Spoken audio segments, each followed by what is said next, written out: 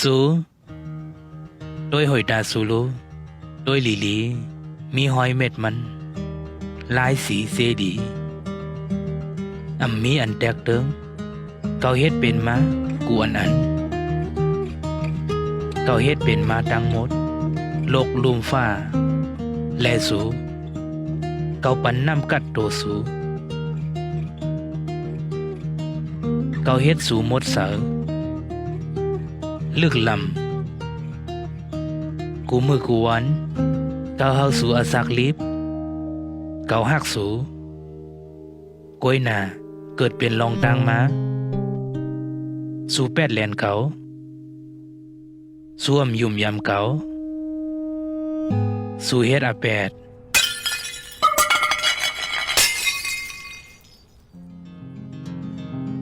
สูตัดโตสูออกเสกติเก่ากว่า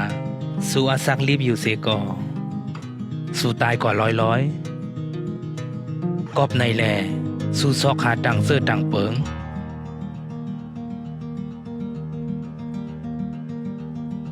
อุ่นเดแถมอันเป่าอันยอมสูก้วยนา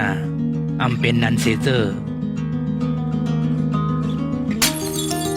เป็นอันแหมโตสูแปดเพอก้วยเฮ็ดเฮายึงแขนผาดแผลยานไกกันกว่าติ๊ก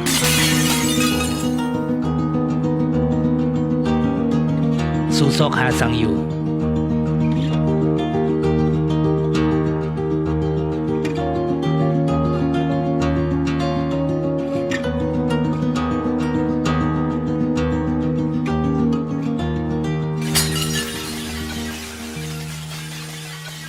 เกาเข้าเฮาสู่ตาย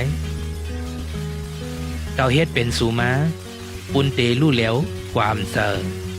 ปุนเตฮู้จักมืดคือเก่ากอบในแลเกาเลยเป็นเหมือนสู่มาก่อนหนึ่งเป็นตัวอันรู้แล้วง่าย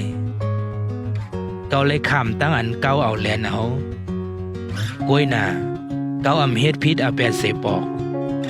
เกามาปุนเตซอยสู่แกดแคสู่มีอาแปดนำหน้าอาแปดเซนั่นมีกามีขันเสก็เตไลตายสูนันเก่ากอบในแลเกาปูดเอาอาแปดสู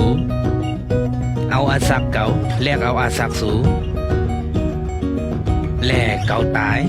แดนต่างสูกอบว่าเก่าหักสูลื่นนั่น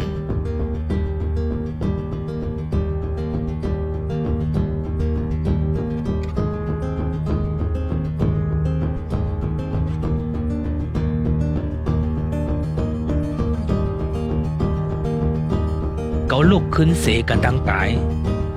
เกาเป็นเส้นตังสมัตรา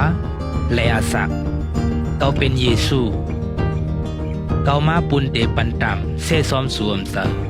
เกามาปุนเตเฮาสู่อาศักลิบขึ้นอิงเกาแลเกาเตคว้างปันอาแปดสูเกาเตปันสูอาศักอันมีที่สุดเกาหักสูเกาเฮ็ดเจอในตั้งเสียงนั่นปุนแต่แลตั้งอันกับเกี่ยวลอยกันตั้งสูส่องสู่เตจอมหลังเก่าแน่